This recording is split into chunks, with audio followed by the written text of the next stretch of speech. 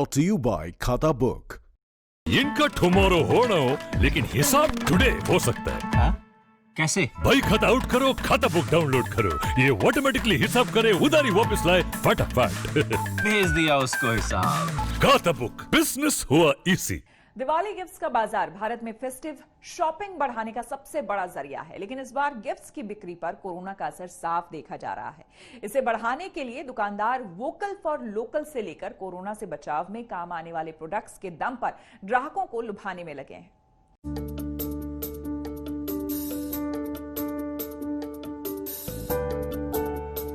दिवाली के आगाज के साथ ही सूरत में 9,000 रुपए प्रति किलो वाली सोने की मिठाई बिकनी शुरू हो गई है। ये खास मिठाई साल में एक बार ही बनाई जाती है। इसी तरह से अहमदाबाद समेत देश के कई हिस्सों में इस बार इम्यूनिटी बढ़ाने वाली बर्फी और रसगुल्लों की बहार है। ये खास तरह की मिठाइयाँ दिवाली पर लोगों को दुकानों तक खींचने का जरिया बन सकती हैं। लेकिन इस बार पीएम की वोकल फॉर लोकल की अपील से भी मिठाई उद्योग के हौसले बुलंद है। उन्हें उम्मीद है कि इस बार लोग देसी सामानों को ज्यादा तरजीह देंगे और मिठाइयों की जमकर बिक्री होगी। देखिए, जहाँ तक वोकल फॉर लोकल का सवाल है, हमारे प्रधानमंत्री जी ने भी इसका आह्वान किया है कि हमें वोकल फॉर लोकल होना चाहिए, हमें हमारे घरेलू उत्पादों को प्रमोट करना चाहिए, कंज्यूम करना चाहिए। और जहां तक कि मिठाई का सवाल है, मिठाई तो 100% शुद्ध देसी है। ये घी से बनती है, ये खोए और दूध से बनती है, ये बेसन से बनती है। जितने भी इसके इंग्रेडिएंट्स होते हैं या जो सामग्रियां होती हैं वो सारी भारतीय हैं। अगर आप मिठाई खाते हैं या आप किसी को गिफ्ट करते हैं तो आप अपनी इकोनॉमी को सपोर्ट कर रहे हैं, आप अपने देश को सपोर्ट कर रहे हैं। मिठाइयों का कड़ा मुकाबला होता है चॉकलेट से, साथ ही ड्राई फ्रूट्स भी इनके लिए बड़ी चुनौती पेश करते हैं। इसके लिए मिठाई उद्योग के ये नए प्रयोग और वोकल फॉर लोकल की अपील इन्हें दिवाली पर हिट करने में कामयाब रहेंगे, ऐसी उद्योग को उम्मीद है। वैसे जिन प्रोडक्ट्स की इस बार गिफ्ट्स के तौर पर सबसे ज्यादा डिमांड है, उनमें पारंपरिक तौर पर दी जाने वाली क्रॉकरी के साथ ही इस बार अप्लायंसेस भी लोगों की मांग में है। कोरोना काल के चलते इस वर्ष रिटेल कस्टमर थोड़ा कम ही निकल रहा है।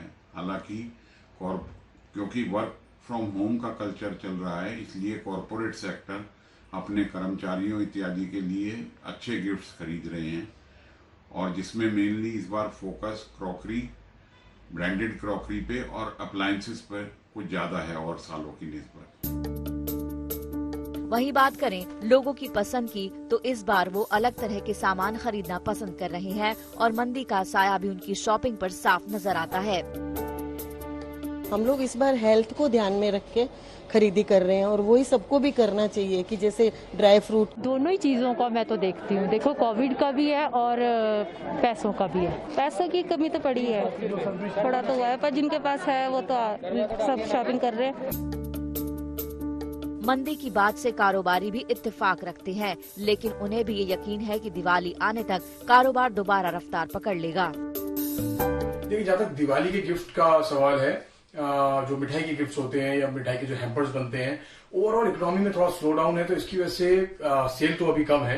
लेकिन जिस तरीके से रक्षाबंधन पे और जिस तरीके से अभी नवरात्रि और दशहरे का जो पूरा एक 10 दिन का स्पैन आया था, उसको देखेंगे तो सेल अच्छी पिकअप हुई है। और टीयर 2, टीयर 3 सिटीज में सेल ऑलमोस्ट लास्ट ईयर की बराबर हुई है।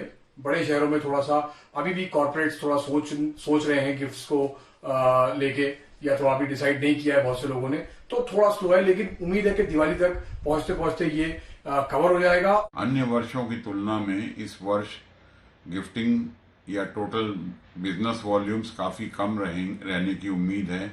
फिर भी सभी लोग इस बात में आशान्वित हैं कि शायद अंत के कुछ दिनों में, दिवाली से एक हफ्ता पहले, कुछ ये सेल्स पिकअप कर जाएं।